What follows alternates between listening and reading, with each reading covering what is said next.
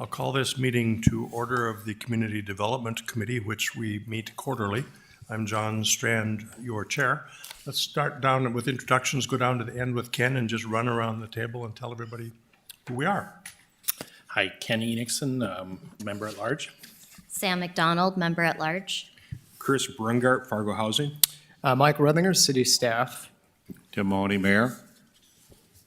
Jennifer Benson, Fargo School Board. Cindy Graffio, Downtown Community Partnership. Okay, and we'll let Thomas introduce himself as soon as he grabs a seat. We're just on introductions if you'd like to, and Rocky as well. It's all good. Thomas Hill, United Way. For the record, I'm not the last one here. For the record. The best for last, Rocky Schneider, Chair of Fargo Planning Commission.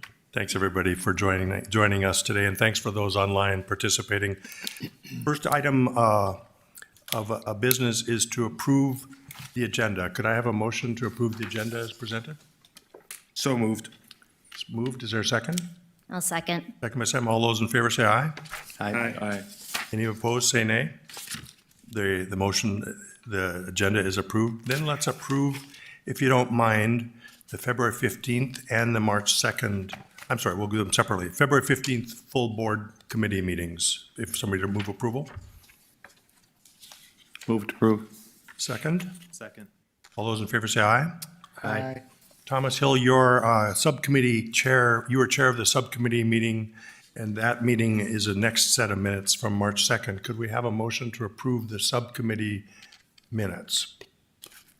So moved. Is there a second? Second. All those in favor say aye. Aye. Aye. Any opposed, nay? Okay, good. We'll go forward on the agenda. I'm not sure, is there anybody, do we know from staff signed up for public comment? And nobody in the audience, so we'll go on to our next item, number 4. I'll turn it over to you, Nicole.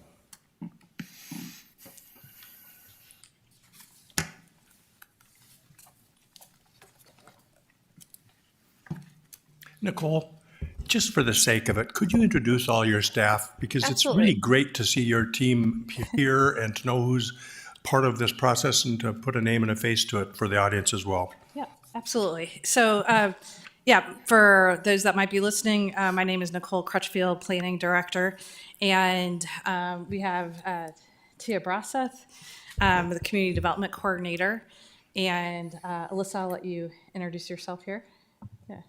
Alyssa Farrell, Assistant City Attorney. And then we have our new Administrative Assistant, Emily McAllister, and we've got Catlin Christie, one of our assistant planners. And then since the building official does not have a microphone, our building official, Sean Aradnik, yeah. So, and so that's who's present today. Thank you, Nicole. And today's meeting is a bit informal. When Commissioner Strand and I were talking, we were even contemplating about putting space on the floor and more of a roundtable discussion, but we obviously didn't do that.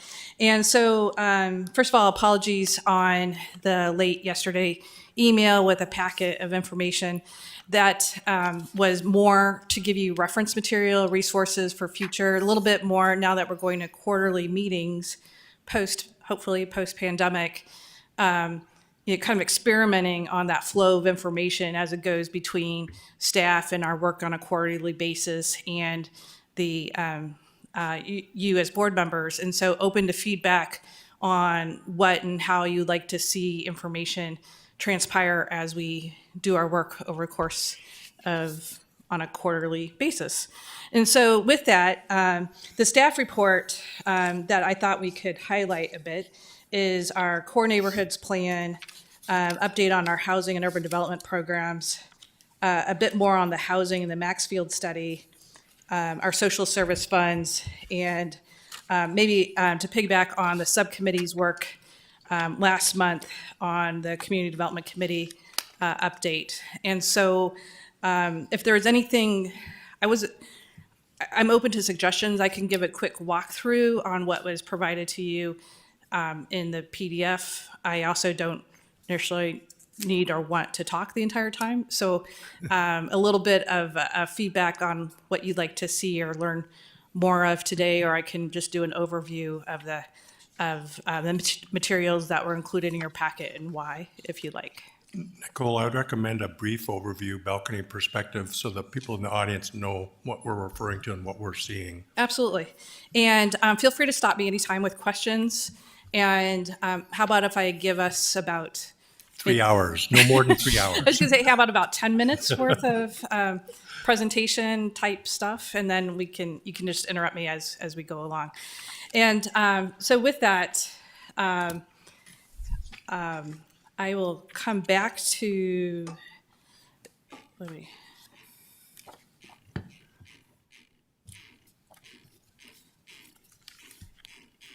We told her to be quick. We're speed readers. Yeah, we're still, sorry. Let me get to my pages here. Danger of putting everything in one packet. Yeah, so in terms of the core neighborhood plan, maybe just a quick update on that.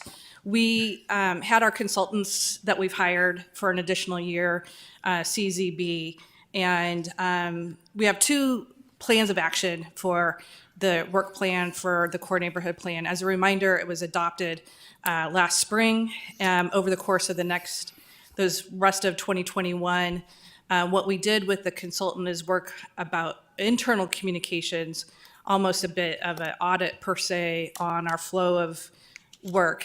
So for instance, the city as an organization, we're very decentralized. We have some 20 directors that interact on a daily basis on work. And so as we take this thing that we've adopted, the core neighborhood plan that touches many different departments, many different agencies, how do we coordinate that work? And so in your packet is basically a briefing on how to coordinate that work internally, how that flow of communication would happen. That's kind of memo 1. In terms of the direct goals, there's some 20-some goals in the core neighborhood plan. The 2 top highest priorities that we're spending time on right now is this idea of a neighborhood reinvestment program, defining what that is exactly and how that would, lay on the land operationally within the community. And then 2, code enforcement, as we look at what we would call a proactive code enforcement. And I don't know if I necessarily like the idea of the word proactive per se, but basically we all know as a community, we've designed to be complaint driven as a code enforcement team. And so how do we coordinate that to be, what does that mean for resources and needs for code enforcement? Because that came up a lot in our core neighborhood plan input. So in the packet are 2 memos specifically about reinvestment programs and as well as code enforcement in our plan of attack, as well as a game plan for strategically coordinating inside City Hall and with our partners in the community. Maybe just a quick update on the core neighborhood plan. Our CZB consultants were in town 2 weeks ago, and we're starting to do small focus group meetings to kind of introduce what a reinvestment program could look like. In the packet in your staff packet is a kind of a 2-pager summary of what that could look like, basically building the case on why a reinvestment program is needed. We've had extensive discussions with the Community Land Trust. We plan to have more over the coming weeks. And we also, yesterday, met with Gate City Bank. We have our neighborhood revitalization initiative. So it's important to recognize we have programs in our community that work at single-family rehab programs, specifically in our older housing. The core neighborhood plan talks a little bit about the existing gaps in our community, and as it relates to, I'd say, not really focusing on affordable, but more focusing on, I would say, the 120% plus income. And so generally, our staff here and our community partners at large focus on income restricted residents. We're using federal funds at the city of Fargo. We're using federal funds as it goes into those rehab programs. And what our consultants are saying is we need to be thinking of it more, the tool that's missing in our community is an economic development tool related to incenting basically to reinvest in their houses. Those that might be tentative about reinvesting in their house because of the uncertainty of what's happening up and down their block or across the street, what does the city's role and other community members' role look like to participate at that, to drive the market demand, if you will, in these core neighborhoods. And when you look at the 9 neighborhoods in our core neighborhoods, we'll just say some are hotter than others in terms of that uncertainty level of reinvestment. And so how do we level up all 9 neighborhoods and those treatments or pivoting is going to be different with each of those 9 neighborhoods. At the city level, we should say we've never really played in that market. And so that's really the question at hand for our elected officials is if we play at that market, how do we want to show up with city tax dollars? And what the consultant is saying at an aggressive level, the community at large, however that is, should be disrupting, let's say they use the term disrupting, 20 households a year over the course of the next 10 years to turn that market around. And so that is a huge capacity, whether it's new construction in our south part of town, builders, contractors. I live in an older neighborhood. I've tried to get, contractors to show up at my house to re-roof my house, and so the market's tight out there. And so it's really about what does this collectively look like as a community. So there's many, many more conversations to occur over the next 8 months per se on that. So that's kind of where we're at with the core neighborhood plan. And I could see I got a little long-winded on that because that's really where most of our time's been spending over the last month. Any questions on that? Go ahead, I'm Chris. sorry, John. It might be more of a comment than a question, but I think it's important that we start investing in these neighborhoods. I mean, 2 of these neighborhoods in here, I have 95 homes in those areas, and we've put a lot of money into those and tried to bring them back up to snuff. But I think there's plenty of tools out there. I think we're short on affordable housing, but we have those tools to conquer that area that's 60% or lower. But I think we're gonna have a big gap coming forward between that 60 to the 120, which is that next step. And I don't think there's programs out there to help those people in that range of the AMI. Great feedback, Chris. Anybody else? Thomas? Having sat through one of the focus groups a couple of weeks ago, I think one of the things I was really encouraged by is the scale at which the city is thinking about this, because often this has been said many times, we're a program-rich and systems-poor community of piecemealed approaches that want to do specific things in 1s and 2s and 3s, but what the consultants were, again, I would concur, aggressively pushing is that we need to think faster and larger. And I think that's what gives me some encouragement about this proposal from CZB and what they're thinking about, and would hope that this committee, in whatever form it looks like in the future, continues to really take a look at more of a macro level approach and how do we do all of the things, not just, well, it's this, or it's this, or it's this. And so again, just kind of that feedback, but I was really encouraged by the types of questions that they asked and the work that the planning department has done to get these focus groups together. Rocky? Thanks, John.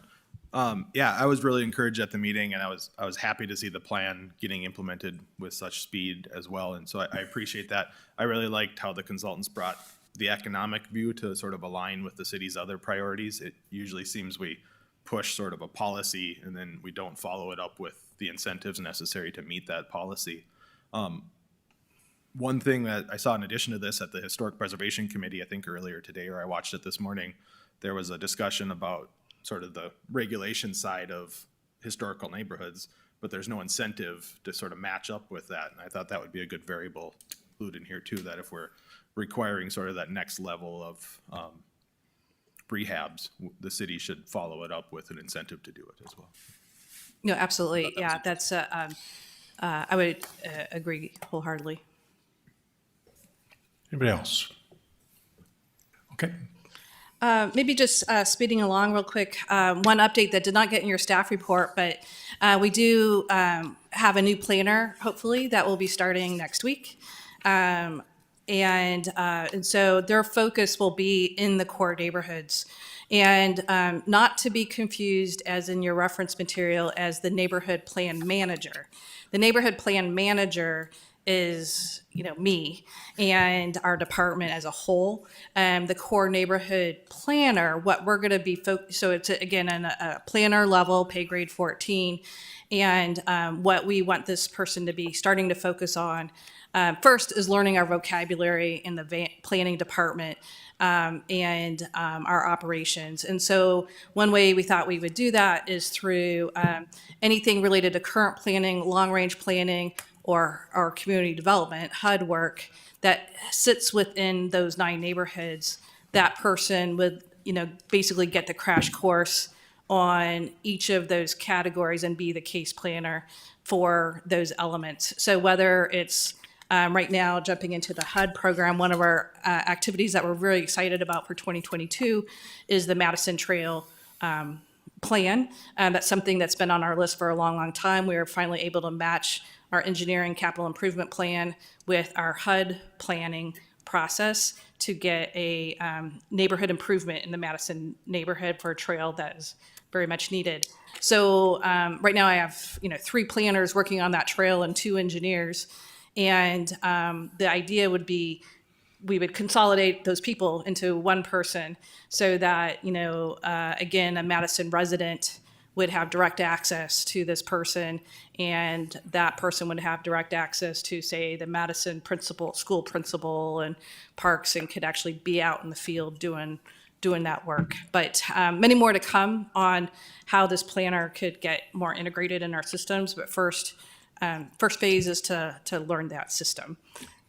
Nicole, help remind me, was it the Madison School District, TIA got funding for community development funds for the playground some years back? That was the Washington school. That was Washington. Yeah. And then is it the Madison School that has Brad Bachmeyer's sculptures? Yes. Yep. Everybody needs to go see those sculptures. Anyway, but thank you. Yeah, and we actually, later tomorrow, the Arts and Culture Commission looks like we'll be funding another public art project in the Madison neighborhood. So we're really excited. This is another example of implementing the core neighborhood plan. When you take the Arts Commission work, the engineering department work, and the community development department work all together to focus and double down on the Madison neighborhood. Again, is another example of implementing the core neighborhood plan that maybe your average citizen might not see. So really excited about being able to do that quickly. So moving ahead on the housing and urban development programs, maybe I'll let Tia talk for a few minutes on that, just so you can hear someone else. But then maybe Tia, if you could highlight the impediment plan and its value. Or Catlin. Yeah, we could tag team it a little bit. So just the update, some of you may have known that we just finished up a 30-day public comment period for our 2022 HUD action plan. And we received no comments on the activities within that. One of them was the Madison Neighborhood Park Project. So we're excited to get rolling on that particular project. And we also included within that our analysis of impediments to fair housing, which in just a moment, Callan, you can do kind of like a high level overview on that. And we're also working on, and I know you continuously hear me telling you about this, but I swear we're making progress on it, is our home allocation plan for the American Rescue Plan money. So that's just going to be for homeless assistance related activities. And that is a one-time special grant that we got as a result of COVID. It's a little over 1.7 million. So within the next 30 days or so, we should have a finished draft of that. That will go out for public comment like our regular action plans do for each and every year. So you will see that. And as you know, being on the CD committee, I always send out those notices so that you have access to those links and, can comment on things during those public comment periods. And a little bit on the plan that Catlin here will be just a high-level overview. It's a requirement that we have to update this particular plan I think the minimum requirement is every 10 years, but HUD is changing that. We try to update it with all of our 5-year plans. So this will coincide with the 5-year plan that we're currently in, and we'll probably do some minor updates for the next one that we enter into. So Catlin, I'll just have you talk about that a little bit. Sure, I don't have too much to add, just that it's a pretty short and sweet report, so take a look. It's got a ton of data. Basically, I just pulled a whole bunch of data from our community partners and our own activities, and so you can see an analysis, first of all, of geographic concentrations of different protected classes in the city, and then it goes on to show an analysis of different disproportionate housing needs, whether that's higher cost burdens or physical conditions of housing that different protected classes experience at different levels in the city. So there's some pretty striking findings, and I'll leave that cliffhanger for you to find out. Catlin, I'm just curious, are you noting any changes in those trends that we need to particularly pay attention to, good or bad?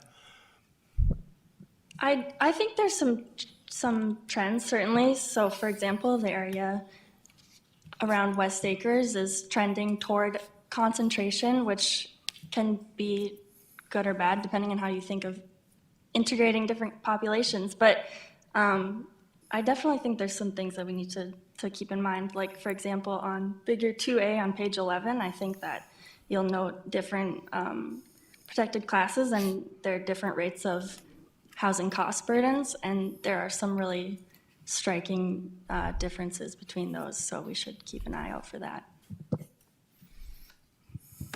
Yeah, one of the reasons we wanted to include this in your packet is so you could read it at your leisure, and probably be worth scheduling its own kind of brown bag type of coordination meeting to go into it in more detail and about what kind of things we want to do about the findings. One of the things that's exciting about the report is it highlights the actual impediments and makes some recommendations on how to come across those impediments. And so, anecdotally, these are all things we hear about, but, to see the data to go along with it. This is probably the first time in 10 years that we've had actually, I would say a worthy plan to bring forward. HUD has always been very light. Hopefully no HUD reps are listening, have been very light on requiring these plans. They keep changing the regulation and then giving the local government a grace period. And so I would consider an A++ that we even have a plan. And so we're excited about that as staff's very passionate about this work. And then as we talk about the recommended actions on how to, on a annual basis, we give money as part of our HUD with North Dakota Legal Services as well as High Plains Fair Housing. Obviously, those are two entities who are doing mountainous work across the state, and the more we can do towards these findings. The other thing that's exciting about the plan, I think, is the language access plan, and it talks about that as well. Nicole, if I might just ask a question with regard to, and I always try to get my brain to engage whether we're talking housing or apartments, rentals versus ownership, but in the context of rentals, do you folks see any reference or acknowledgements that there are benefits or not to having a rental registry? Does that surface at all? I think certainly it doesn't surface here in these plans. I think from a staff opinion, I think staff is certainly supportive of a registry or license, however we call it. I think we've heard different things. I think one of the biggest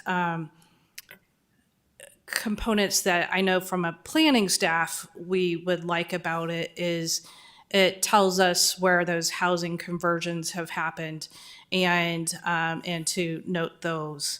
And we have our other ways of doing that right now, and Inspections has a inspection program for rental housing. But in terms of companies and their limited corporations and all of those things, it would be good to kind of have like people we could call as part of these things. And so that's the biggest benefit at a staff level, I would see. And I don't know if you want to go into more discussion, I would invite Sean to speak more specifically. I'd be curious. He's gonna grab a mic. Okay. I guess as far as a rental registry, it's been something that's been suggested to us and stuff, and most recently I've spoken with Alyssa about trying to get our rental people more teeth in what they're doing, because a lot of times it's very difficult for them to get compliance with regulations and things. And through rental registry, our permitting program, we may be able to do that, where if we have them basically apply for a permit or register on the rental registry, if they're not complying with what they need to do, if they're breaking the rules and they're not updating or fixing what they need to fix, we can suspend their permit or rescind their permit, and they can no longer have that unit. So, we kind of hit them in the pocketbook that way, and hopefully we can gain a little more compliance. So it's something our office is open to. I still have to approach my staff with it a little bit more and see what they think of the idea and stuff, but it is something we're open to. Great, and thank you. And of course, it's a political hot potato. A couple of years back, the legislature, as I recall, came very close to preempting or precluding cities from having a rental registry. So this is a topic to keep our eye on. You can continue, Nicole. I'd say the core neighborhood plan does suggest that as one of its tools as well in terms Okay. of neighborhood coordination. So Great, thank you. And if I just could add, the Ken. Neighborhood Coalition, as well as Roosevelt Neighborhood Association and other neighborhood associations have been very in favor of doing that, so. Mayor. Ken, if you do that, what's your intent? What would you like? Because sometimes people just had registration, then we know who owns the property. But are you thinking of registration with something like Moorhead has, in which there's regulation and enforcement? Well, I think when we were looking at it from a neighborhood coalition standpoint, we examined several different cities, similar in size to Fargo, and we looked at different ways that it's been done. Moorhead was certainly one that we looked at. I'd have to dig up the details. I don't recall how they all played out. I think we're open to maybe looking at this at a gradual level, where you start out at a point where you're having some kind of registry, and then you move into potential ways of enforcement as well that would have ramifications like financial, either pulling a license or that kind of thing. I think, obviously we have to model it to our specific needs and, the things that, the realities that we face politically, as well as just the, how things, we have to look at scale. How does that play out for things like huge developments? If we're asking them to pay a certain amount per unit, per se, we're going to see some huge pushback. So we have to look at it from a financial standpoint, how that's all going to play out, obviously. But I think that there is definitely a need out there to enable the city as far as inspections, enable us as citizens, as residents of the neighborhoods, to be able to reach out and say, look, I've got a house right next to me and it's falling apart. You own it. Do something about it. We don't really have a very functional way to do that right now. Lucky. Yeah, I'll add, if we're talking about rental registries, it's something I've spent a lot of time looking into over the years. I do think it's important that the city doesn't, look at it as a revenue generator, because Right. there are a lot of apartments. And I know when we've brought this up with the industry before, the, rental industry, they fear that that's what it'll become.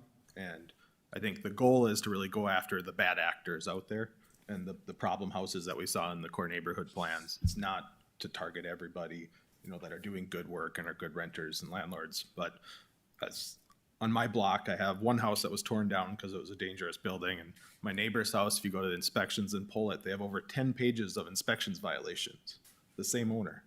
And so at what point does that become hey, you're probably not a great landlord, and maybe we should have some more teeth into actually doing something about that. And so I think there is a need for it, but it's something you need to craft carefully, because it can go upside down pretty quick too.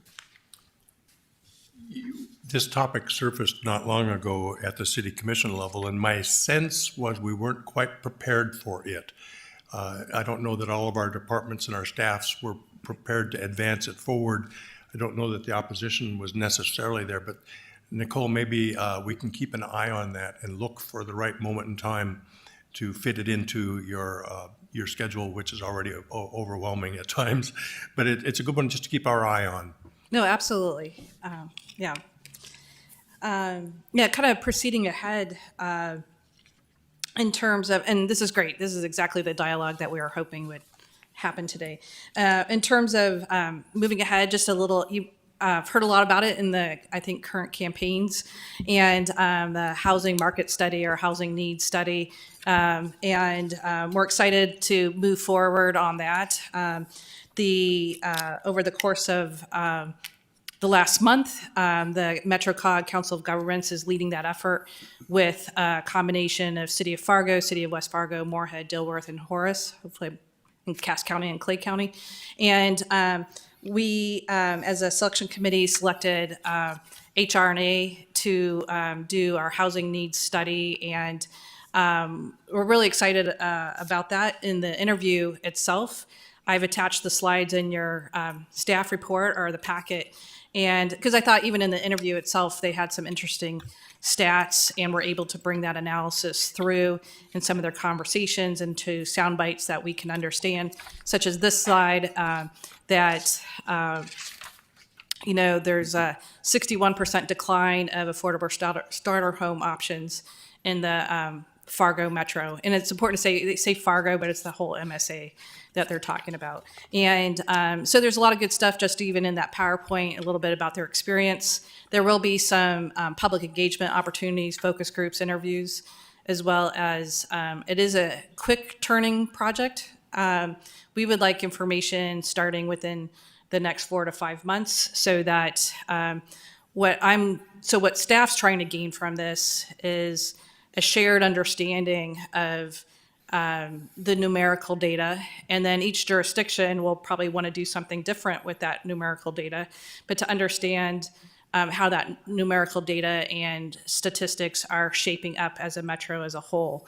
So for instance, the city of Fargo is seeing a decline in normally a decline in housing permits, single-family housing permits this year. But I bet you if you looked at the city of Horace, you would see a quick uptick on that. And so understanding where that growth is going, what the economic demand is going, and which market gaps are in the community as a whole, and is there anybody missing in that market? And so there's the question is, can these, say populations or market needs find those in, say, Fargo proper, but then there's also, can they find it in the metro as a whole? And then each jurisdiction will need to decide what role it wants to play in that target specifically. And so, again, we're really excited about, kind of elevating this discussion. Of course, it'll hit the topics like workforce housing and all the things we've been hearing in a community at large. But yeah, so that's just a bit about their approach. And if you have any questions, we'll be working very closely with MetroCog on this. Anybody? Any feedback or anything for Nicole? That's really great. This is unfolding and coming, and as I understand with MetroCog, it's the regional, so it's going to be more than just Fargo. It's a broader view, which is valuable. And I'm going to take the opportunity to promote the city of Fargo. I know Mayor says I don't promote us enough, but I'm going to, I know, and he left. But I'm going to promote the planning department per se. We had extra revenue or extra, with the pandemic, our budget's all out of whack. And so we were able to, at the end of the year, see we had about $120,000 of services that we would normally hire a consultant for. And so since MetroCog was having such a hard time finding funding to do the Metro study, including the Fueling the Future people, the city is just standing up the money. Each of the other jurisdictions are spending a small portion, but we had no private funds going into this. That was initially one of our goals. One of our goals is, and this is where I'm going to, kind of implore your circles of influence is we are going to need the chamber, the EDC, and the other folks to buy into this information and use it and share it so that we can all be working with the same goals moving forward. Because right now, if you just ask the public, the economic development folks at large, and the city, and the diversion authority, what they think they need for housing related to diversion, you're going to see a huge mismatch in numbers. And so what the city and the city staff are seeing in relation to job needs, plus housing, is not the same thing that you're hearing on the front page of the paper. So just be mindful of how those correlate. So there's my plug there. Let's see. And then lastly, I had a quick update on the social service funds. Just maybe as a reminder on social service funds, we obviously have a long history with how we've done regranting in the community. That 2019, we had a kind of deep dive with a larger selection committee. We pivoted on the use of social service fund from some of our usual receivers of those funds. And I see, we're not on that slide anymore, Mayor, sorry. And so, so we, pivoted from how we've used social service funds in the past in 2019. And that was kind of a wake-up call or shake-up call to nonprofits in our region as a whole. And then in 2020, with the pandemic, we pivoted those funds to Red River Task Force and to rental assistance and emergency food and shelter needs. And in 2021, we actually we're still using those for emergency food needs and shelter needs. And what we had remaining in our budget, we partnered up with the Fargo Foundation. FMRA Foundation, thank you. And so, and we found that very successful. And I know with the ARPA funds, American Relief Plan funds, there's talk about additional funds related to social service needs, and working with our city administrator, Michael's office, United Way, and FMRA Foundation, we're a staff recommending we move forward in that direction as opposed to opening up a regranting program. We assume, just to kind of remind everybody, if you hear this in the community and hear this in the public, we just assume close those doors for local nonprofit assistance. We just didn't find the efficiency or the mark on that. Definitely the need, but just not really a function of local government. And we've kind of closed sponsorships universally with all of our, what I would say, softer committees like Native American Commission, Arts and Culture, and Human Relations Fund. So just as a reminder on that, and just wanted to see if there's any questions. Mayor. Well, just a couple things I think you should mention, Nicole. In the rent assistance, you spent almost $3 million. So it's a significant amount of money that was put in there. And Commissioner Strand had requested for arts and culture an additional $300,000 for them to distribute and put out there for arts in the public space. So we shifted a variety of different things, but we shifted a lot of the social programs off to the foundation and United Way. And in United Way, they're doing a program for English learning, second language, and it's really a workforce grant that we gave to that area. So the city has put, I would say, significant funding into that. But I think the not-for-profits have to understand that City of Fargo is now into housing and into more structural issues versus the social services right now. Would that be correct? Correct. Yeah. So if you go back to the history of the funds, was really to kind of gear up what would be future HUD funds. So if you think about a startup nonprofit who might not be ready for the reporting and heavy rigorousness of HUD dollars, but we know someday they might, it would be about, kind of onboarding and bringing those back up. There are some agencies that just never really pivoted to that. And so what we found is our staff were managing the local fund distributions in small $5,000, $10,000 chunks, and then another series of HUD funds. And what was happening is our nonprofit community was extremely confused on what they were eligible for. And so the months of I mean, you basically had 3 full-time staff just managing the intake and output of that. And anybody that is in the grant world knows it's a lot of work. And we know there's agencies out there that can do it a lot better and more meaningful than we can. We're going to focus our efforts on larger initiatives that are going to help us implement things like the core neighborhood plan or the public art master plan or other strategies. And so not to say we're not doing things in our community, it's about implementing a goal that's very specific. And as our 5-year action plan, comp plan and HUD world is focused on housing and homelessness. It's such a huge need. It's going to take us a while to get our handle on that. And some of you we may occasionally hear from folks. I hear less from people in the community saying, "Hey, where's my $5,000 grant? We've been counting on this. We got it every year." But so that feedback is less. My sense is to the community's understanding now we've pivoted. And to some degree, I think Dr. Hogan would disagree. He's getting the brunt of those requests right now, and so we're helping him guide those. And it's a process, but on the other side of it is it's really important we get the most value we can for the dollars that are invested. And little bits here and little bits here and little bits here doesn't really create much of a change for anybody. When you consolidate it and put it and direct it towards substantial change, our hopes are that will create a more palpable result. Good stuff, Nicole. That's been your leadership and your department's leadership helped us see our way better through that rather than just keep doing it the way we've always been doing it. Well, thank you. It's definitely a community team effort, and we're not quite there yet. And I'll conclude my staff report with 2 things in March in your packet.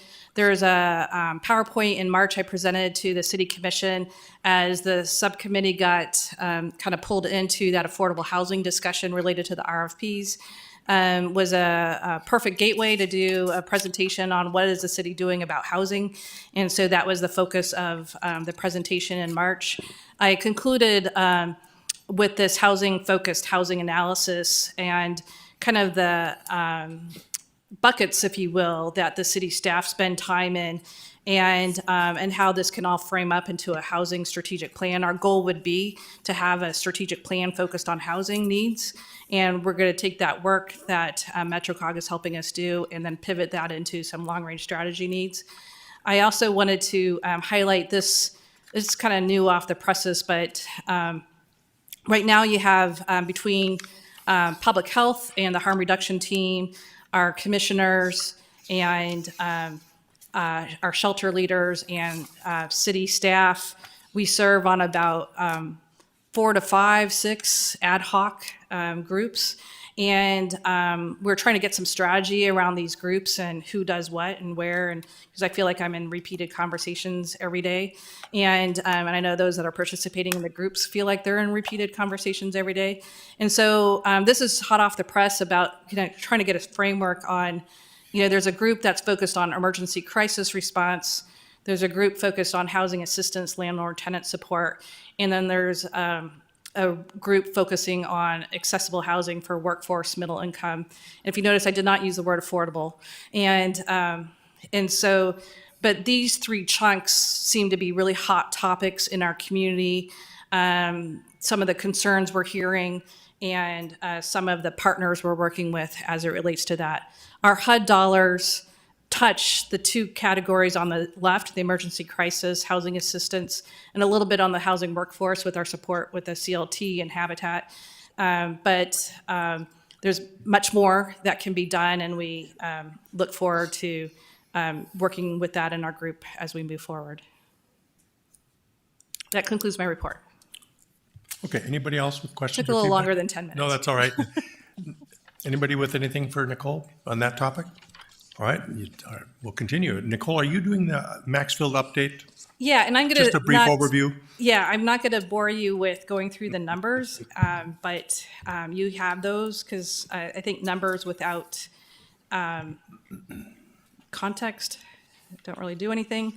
But we can certainly, if you're interested in, I apologize, I didn't realize that the community or the group here was maybe interested in repeating that Maxfield study report, so I did not invite Mary back.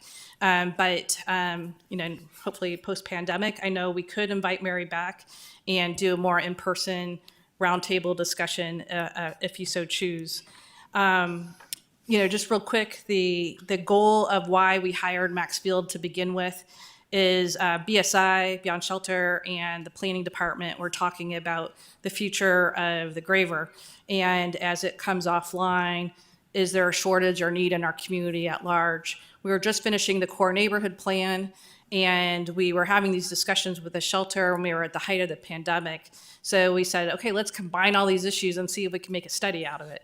That's what this is. And so in diving through the numbers, one thing I did discover is you can't really compare apples to apples because of the census block data varies per the geography. And some of our census tracts are so large that we can't get into that nuanced detail. So, but basically what the goal of the plan is supposed to do is, again, help us focus, more information to help us focus in on our strategy and policies on what we want to do.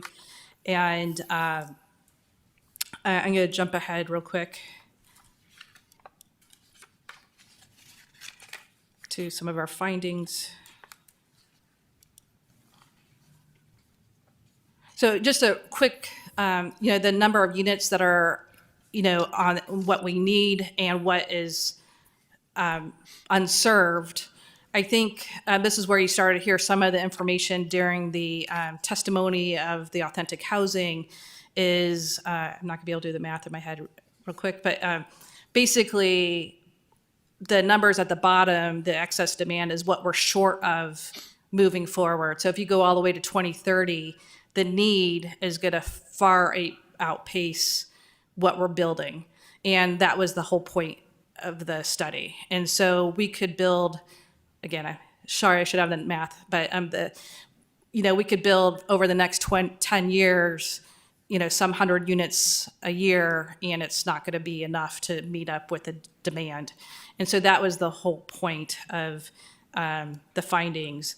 And so she had some outreach, and then kind of the priorities of what Mary is suggesting is, really looking at that housing continuum in the downtown and core, the supportive services, the permanent supportive service, that is just a nut we haven't cracked yet, and we're got a lot of brains working on that.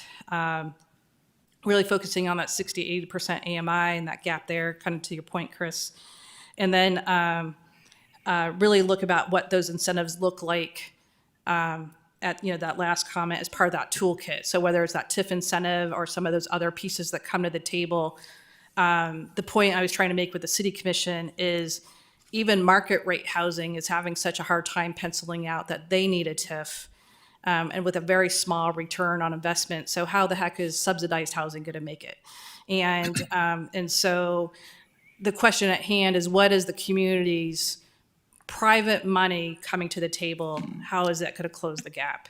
And you're seeing that across cities nationwide, where special tax, philanthropic people, all sorts of things. There's money missing to close the gap in subsidized housing. And if we're looking to the feds to solve it, I don't think they're going to solve it. And so, although Biden just announced a new housing thing this morning, so I don't know what that's about, but we'll find out. So that's a summary of the Maxfield study, basically. Anybody have any questions on the Sam? I have a question for this study. It's great to work from until we have the full housing study done. Is there anything in here that you see carrying forward that wouldn't be covered in the study that will be completed later this year? Anything we should take away from this and hold?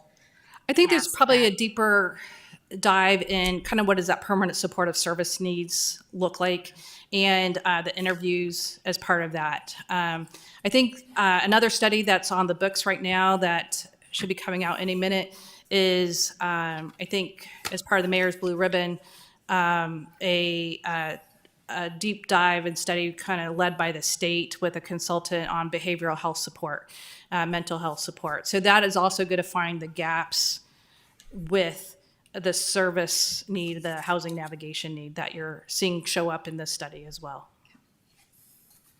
Anybody else?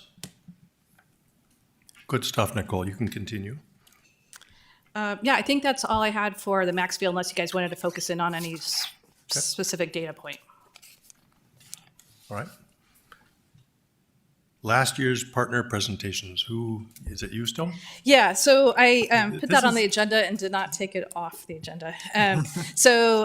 Really, just as a reminder on question on where you guys want to go next as a group and a committee, and that leads into the next item on your discussion on bylaws and things. So, last year, as staff was, kind of short-staffed with the pandemic and everything, we really took that year to learn from our partners that we fund on some of the intricacies of housing and needs. So if you remember, we had our invited guests from New Life Center, Beyond Shelter, and Gladys Ray to talk about what they're seeing as needs.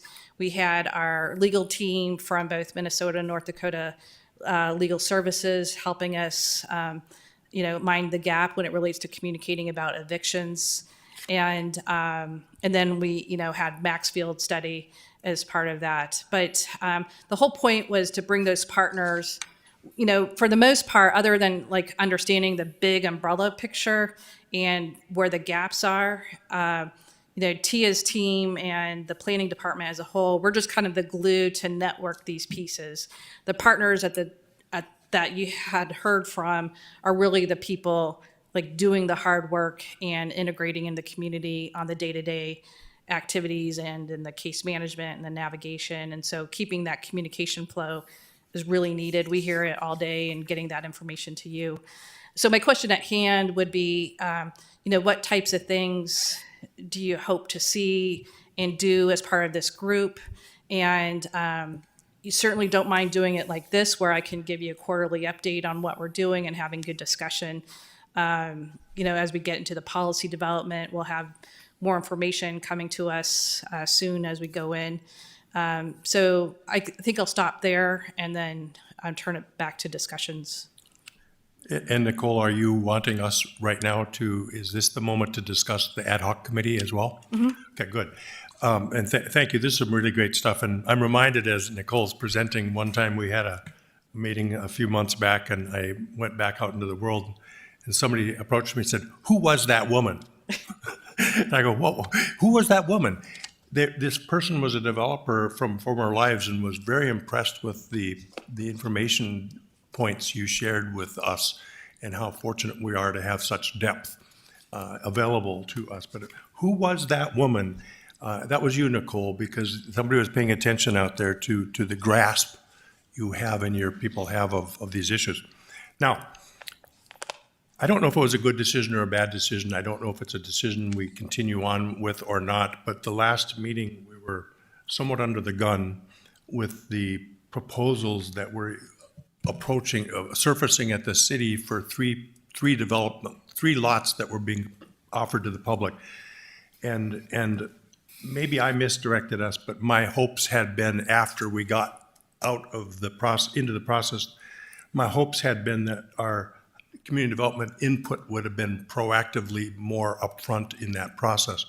So it was kind of after the fact and under the gun and after the horses were out of the barn. And there were three proposals being vetted, and the desire from me or others was, well, I wish we'd have had discussions about housing needs and maybe tried to direct the RFPs to focus on those needs, but of course, that's where we're at. We created a moment present ad hoc committee to focus on housing, and 6 or so of you were on that committee. You had a meeting. There wasn't much to do with regard to the process of those proposals and RFPs and the awards, but it leaves the question, do we still have the desire to have a focused group to really drill in to housing issues on our behalf? Or what? Some of you were in on that meeting, or do you think we go back to the committee as a whole, or do we really charge that subcommittee with going farther? I'm curious your thoughts. Rocky? Thank you, Commissioner. I guess one of the thoughts I had just looking at this Maxfield study is, I know housing fairly well, and I don't know the Fauger Housing Authority, for instance. You know, are they in agreement with this? What are they covering of this? Where is the excess demand based on what they're serving versus not? You know, so where could the city step in and be helpful or not? Or what is being done? And so I guess I'm not sure where that type of discussion happens or if we or me needs to be a part of it, but I guess I would encourage that type of discussion to happen, is take these types of reports, you know, have the right entities there doing this work and saying, okay, where's the gap? You know, because having all this data is just leaves the city leaders kind of guessing and somewhat on different programs to try to do it. And so I'd like to hear a response, not to put Chris on the spot, but sort of a response on this. So what does this mean for their work? Well, you know, I think the ad hoc committee would be very valuable for deciphering this information, distilling it down to more of a usable state for all decision makers. I mean, as a housing authority, we have some tools that can help us meet some of these demands, the deep subsidy demands, you know, the less than 30% AMI, the less than between the 30 and 60. We have those tools that can help us there. You know, the LIHTC and those type of housing credits, they stop at the 60%. So they don't care if you're at 40 or 50 or 30, you pay that 60% amount. So I think there's the big gap that I've seen up there is less than 60%. But how are we going to adjust that? We have some tools. You know, we discussed outside this meeting about some of the fair cloth limits and things like that we have available, but how can we get that into the public and get those buildings and do that? And I think there's a lot of data here, and I think looking at all the other studies coming out, there's gonna be a lot more data coming in. And I think we need to get those who are familiar with this type of process to distill that data down and try to make some sense out of it. Okay. Go ahead, Cindy. Thank you. To your point, Commissioner Strand, as you look back at the 30,000-foot view, I think the whole RFP process really highlighted for me that there were some lack of clarity in terms of where we do insert in the process. We could be, that ad hoc committee could serve as the work group as we look at bylaws and roles and scopes and policy and procedure, and really with the thought and intention that our community deserves, figure out where we align in the process, where we insert our influence, our thoughts, our defined priorities. And I really think that that is clarity that we could provide not only to this committee, but to city staff and the departments that work on the RFP process. I think that's more efficiently done in a smaller group, and we can be that touch point that takes into consideration all of this data, all of the various plans, and puts it together into a cohesive set of priorities, looking forward so that we don't end up in the same situation we did prior. Very good guidance. Anybody else? So as I'm hearing it, what we might do, and what another value of this is, that we're not just turning to staff to give us updates. If we can have our subcommittee do some more rolling up their sleeves and do some more work on this, then they can be reporting back to us as well in their focused areas. So let's do this. We'll be all on the same page. Thomas Hill has left for today's meeting, but he was appointed chair of that subcommittee. I'll work with our staff folks, and we'll gather our thinking about where we would aim that subcommittee and then call another meeting of them. Mayor? Just a suggestion, I think there's three elements you should address or go into. Bylaws is one, what is their scope? So if the Economic Development Committee is going to address, say, here comes a proposal, we're really looking at it from a different venue. It's a totally different venue. This group could, you know, I don't know that we want to have two committees deciding on which is the best economic tax development or whatever. I think it'd be beneficial for us to identify in our bylaws what part we'll take into, but what would be very helpful if you went to the Housing Authority, Beyond Shelter, our different partners, and figure out which ones we need to do. The city of Fargo's put $9 million into low-income housing in the last 5 years, so we have put money into projects that people have had. And in the future, unless Nicole gets a magic button from Biden or something, that we suddenly get another 3 or 4 million, you know, we would have some money we can put into that. I wouldn't totally want to be dependent on the city. You have Core Neighborhood Project that's coming along that wants some outside developers and people into it. And I've heard different projections that downtown needs 5,000 places for people to live because it's becoming the hot spot, right, in people. I've also heard that marketable apartments are filling 97% because the people that will pay those rates to come to the downtown. But in our TIF and pilot for the downtown, we have identified at least 3 areas that we'd put low-income housing. I think it'd be appropriate for this committee to look at that and try to help us figure out how we can do that in a working group. Whether it's subsidized, whether we look for funding from the state, whether we look for different items or activities, that would be helpful. And then lastly, as much as I hate to bring that up, that rental thing has come up over and over and over again.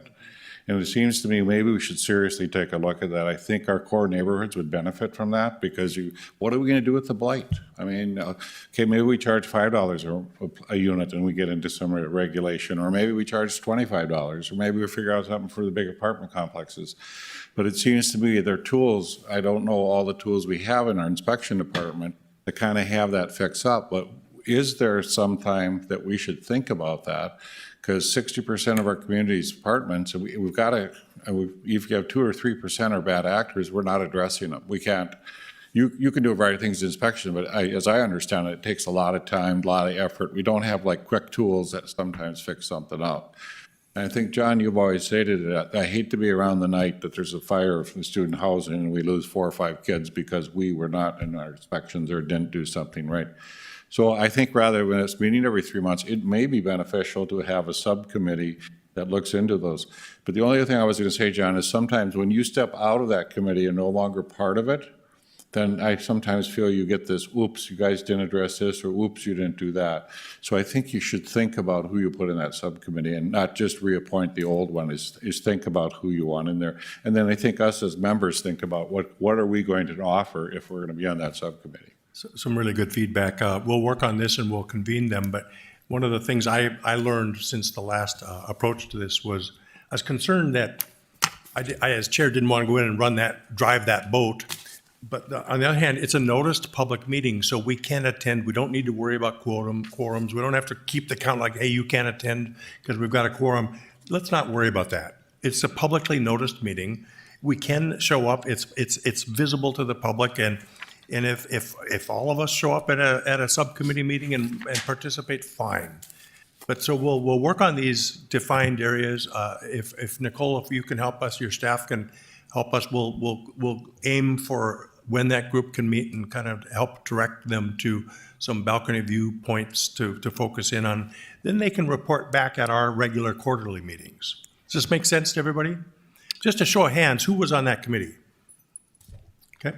And I Thomas, have who was there? another proposal that I'd Absolutely. like to offer is, so much like liquor control and tax exempt review committee, where you had staff and elected officials on a committee, and I'm walking into dangerous territory here. And, when, how do I say this? So I'm not sure we have the right people around the table to help staff get to that vision and mission and technical support. We definitely have engaged, community members here, citizens. You all wear several different hats in the community, so your input's extremely valuable. But how to get the data to policy and how to get the geographic and the technical detail so that we have stuff.